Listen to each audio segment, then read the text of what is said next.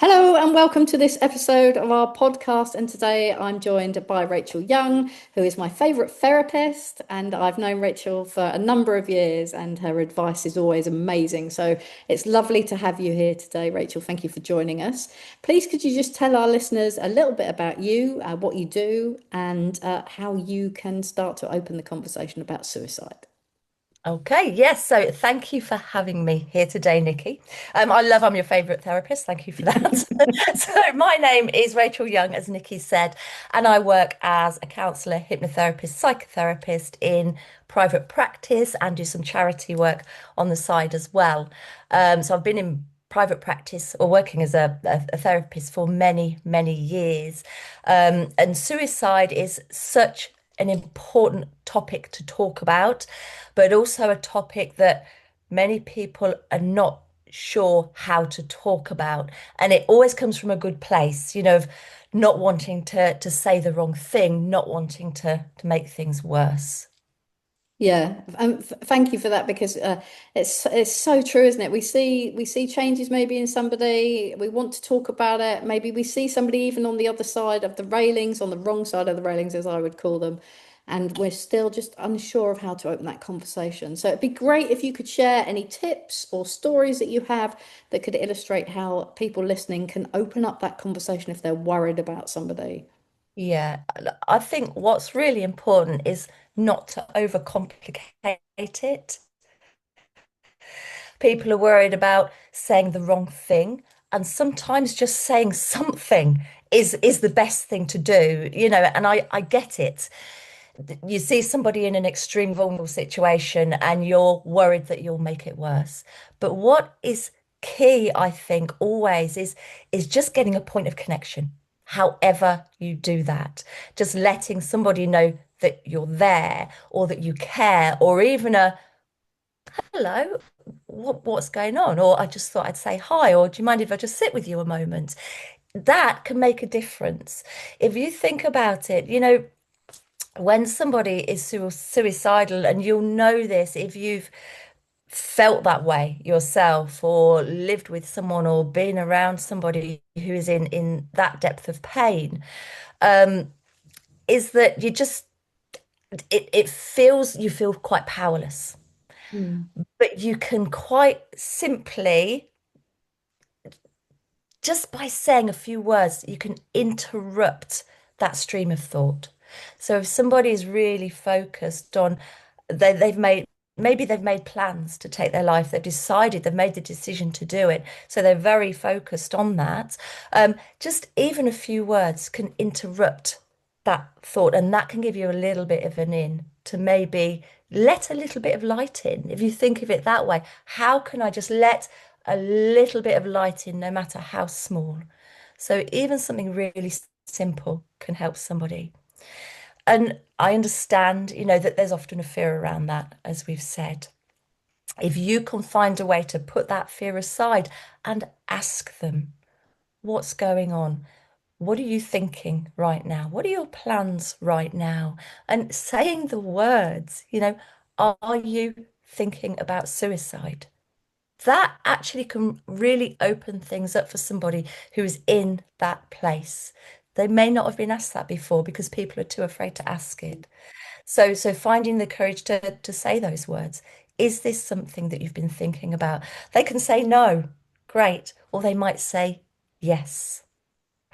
And then what do you do? Well, actually, they may then start talking, or something simple such as, tell me about that. I'm here to listen. Mm. Just a few words can make a difference. Yeah, I love the way you describe that as that light. So, especially for Mm, the visual people that are listening today, just opening that door. It doesn't have to be like bang, we're coming through the door. It's like that gentle opening, small crack in the door, letting that light in that mm, might just infiltrate that person's darkness. And you talked about pain as well, that often people who are thinking about suicide are in a very deep pain. mm. And when people are in that much pain, certainly I've found from my experience, is that it can be quite challenging to have those conversations with them, and they might shut off and they Yeah. might internalize. And you also talked about fear, what we fear. So I'd just like to address those two things. First of all, can you share a little bit more about the pain from your experience of talking to people and your years in your work, of what that pain might feel like, might look like, and why people shut down and might not respond? Yeah. And I think, it's not a generic thing. Mm. But there are a lot of things in common when people are in that very dark place, or however you describe it. Clients of mine have described it as an all-consuming darkness, so they're at the bottom of a pit. These are just some of the ways I've heard it, at the bottom of the pit, and there's no way to climb out. Um, People who are feeling suicidal or having thoughts of suicide will often talk about the fact that they're a burden. That's often a key word. They feel like they're a burden. They're in a place of such darkness that nobody can actually comprehend or understand or indeed reach them. Which is why I talk about that little bit of light, because even if you can shine a little bit in and find a just something, it just gives them a moment to maybe breathe, or maybe to be able to begin to see just a little bit of perspective, or maybe even to begin to just hear you. Mm. Also, this is one of the dangerous points of suicide. I know that sounds like a strange thing to say, but sometimes when people have actually made the decision to take their life, you will notice there's a lightness because that decision's been made. So it can feel lighter. So it's not always that somebody will be in this deep, dark place. They sort of are, but the decision is made. So there's a lightness there. But if you have noticed any change, or you notice any unusual behavior, or you hear language around, I'm a burden, nobody can understand me, nobody can help me, then start those conversations, have those conversations. Mm.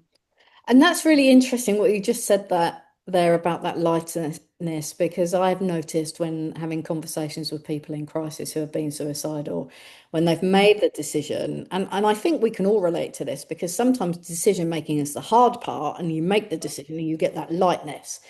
And if I had not had the experiences that I've had, I might be listening to this and thinking, oh, hang on, stop. I don't want to help that person make that decision because I Yeah. don't want to be responsible for it. What would you say to that? hmm You can't make things any worse. Hmm. And this is the fear thing, isn't it? What if I say the thing that just tips them over the edge, and they take action from that? Mm. The fact, what's important, if we take the words out of it, what's important is that you are there. So there's a connection. Mm. So when people are in that place of the pain, or in that lighter place, it's as if many people that I've worked with, nobody can reach them, and they can't reach them. So, if we push the words aside and forget the words for a moment, because we can stumble and worry about those, but just being there, handing somebody a cup of tea, saying, I'm here to listen. It's the fact that somebody cares, that somebody's giving them the time, and that somebody is willing to reach out and try and connect is what matters. But Mm. even if you do stumble over your words, it's okay. You're there, and you're trying to have that conversation, you're trying to make that connection. Mm. And I think that's really interesting because you've touched on the human factor there. You've touched Mm, on that relationship of just being with somebody, of yeah, just spending time in that space with somebody when they need you. yeah.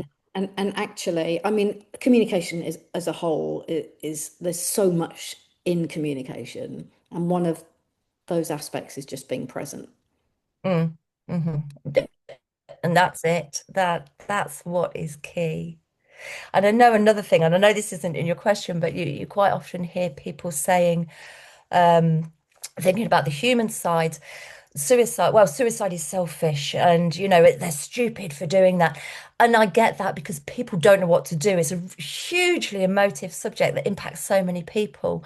Mm. But I would argue actually that suicide from the person that's in that place is probably, in their mind, the least selfish thing that they can feel that they can do in that moment in time, Mm. because they're no longer a burden, and they're no longer, worrying people, and people no longer have to carry the guilt and all of that. So actually it's quite the opposite of that. Mm.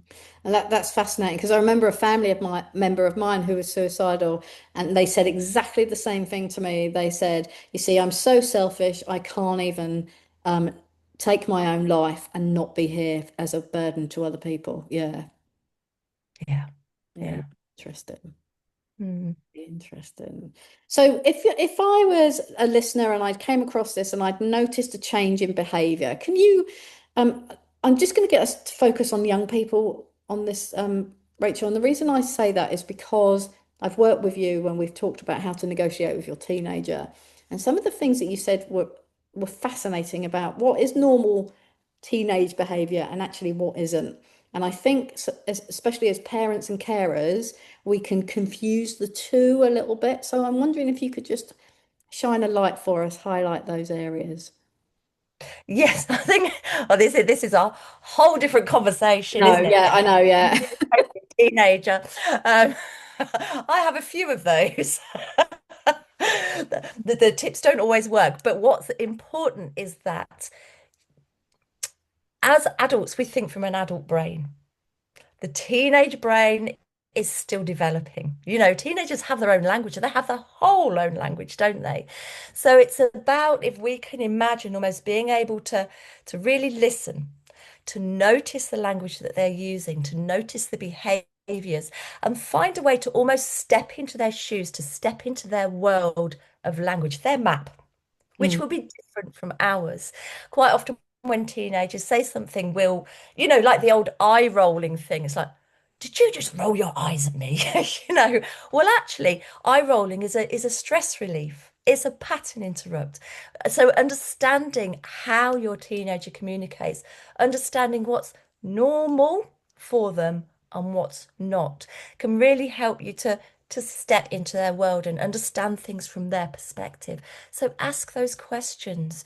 You might get a meh or a grunt, but what matters is that that teenager then won't. We often think, well, they'll just dismiss us, they're not listening. It's often not the case. mm, They'll often go away and think about what you said or process what you said and hear you. And even if you're asking the questions, well, what do you mean by that?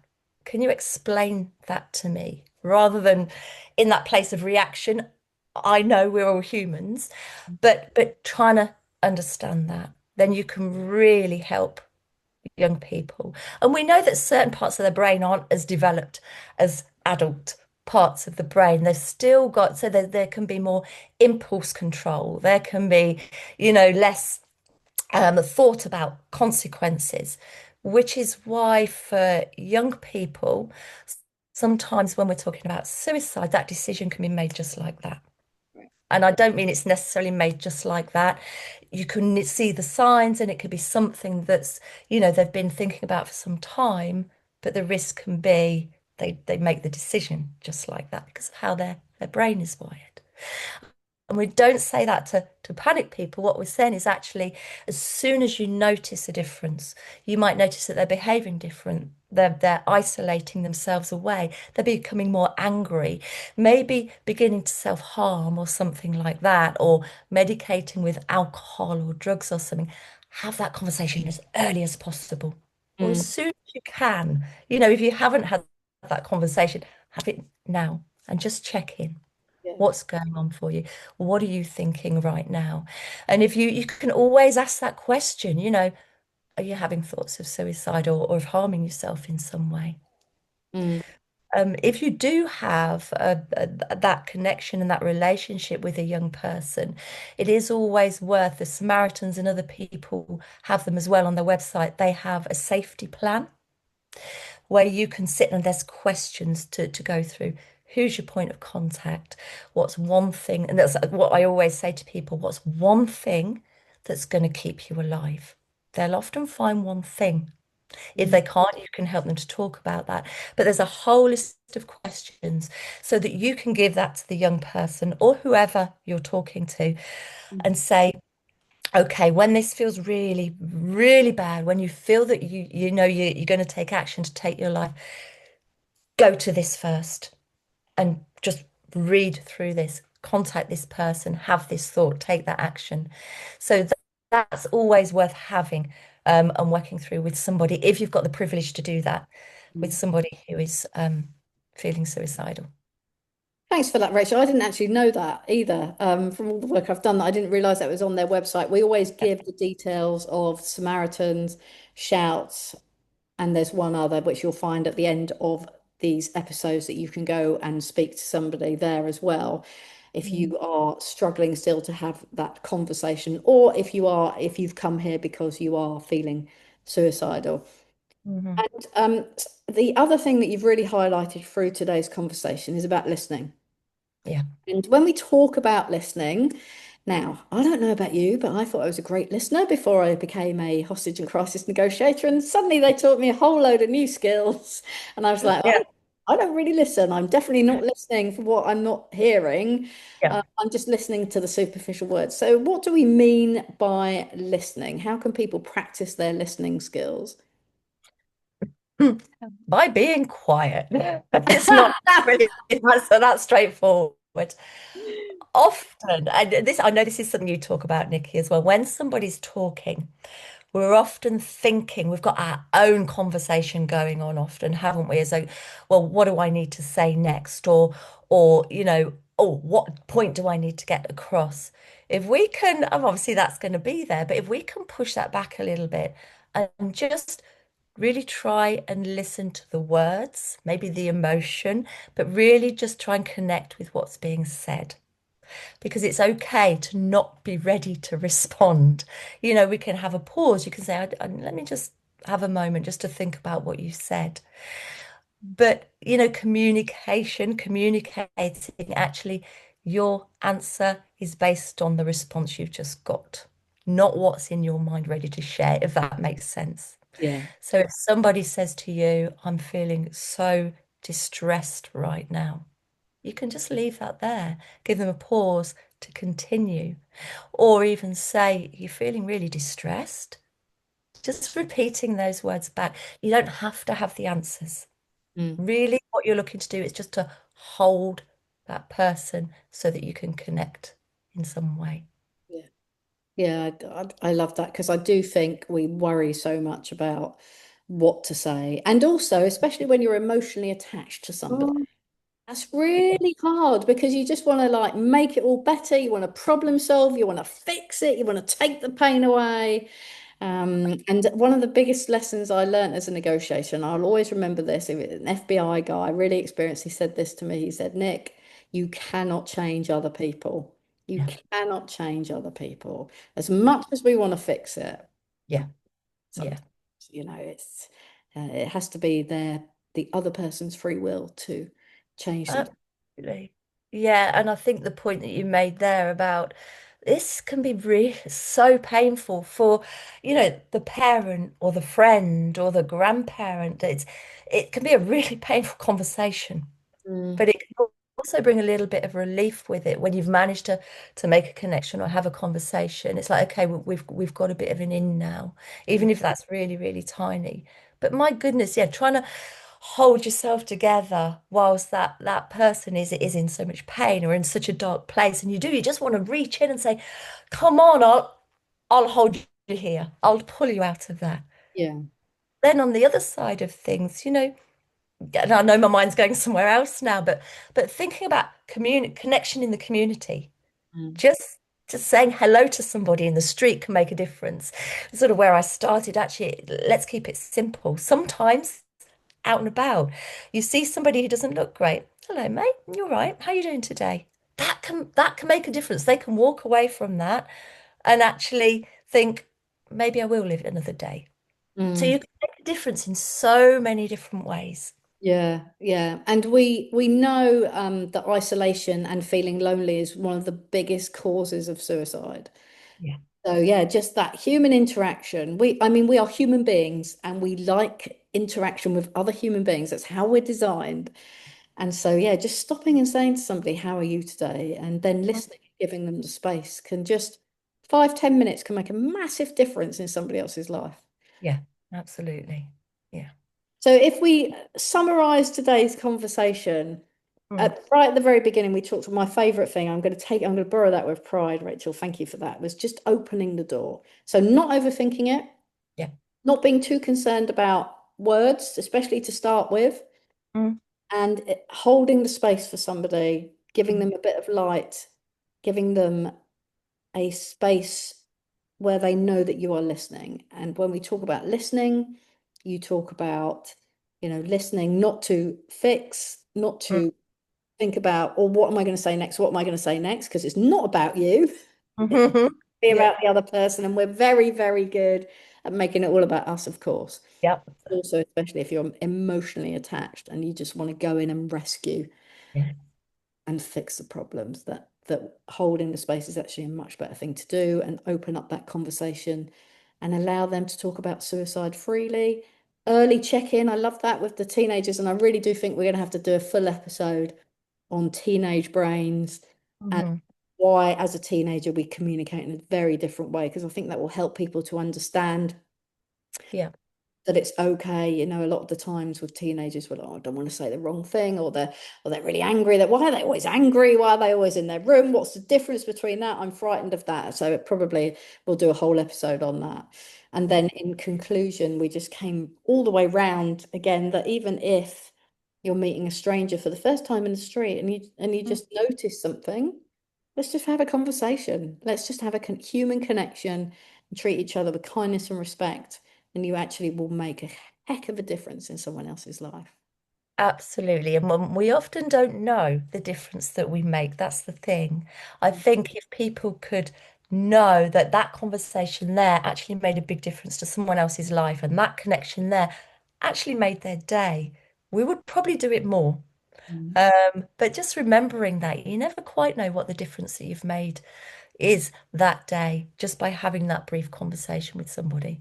Yeah, I think that's a lovely way to end it, Rachel. Thank you so much. Now, how can people get hold of you? Where can they find you if they'd like to have a conversation with you, or if they've been touched by something that you've said, or they can just find out a little bit more about you? How can they find you? So you can call me, you can ping me an email, you can check out my website if you want to. So my website is phoenixhypno.com, and we'll put the number somewhere below here. You can even text me if you want to, however you want to get in touch.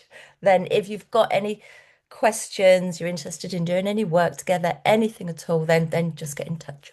Great. I'll make sure that I've got your email and your phone number, and I'll put that in the summary that goes with the podcast. Thank Thank you you. again for your time. I really appreciate it. Thank you, Nikki. Take care.